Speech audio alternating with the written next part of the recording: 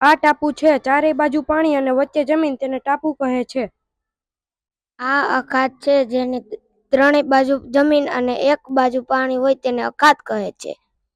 આ દ્વીપકલ્પ છે. 3 બાજુ પાણી અને એક બાજુ જમીન હોય છે તેને દ્વીપકલ્પ કહે છે. બે જળપટ્ટીને અલગ કરતી સાંકડી ભૂમિપટ્ટીને સંયોગી ભૂમિ કહે છે. ભૂશિર, જે જમીનનો લંબાત્મક ભાગ પાણીમાં ફેરવાયેલો હોય છે, તેને ભૂશિર કહે છે.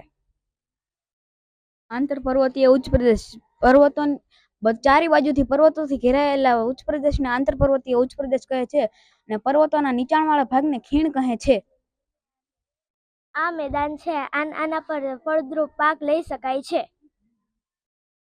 આ ખંડ પર્વત છે.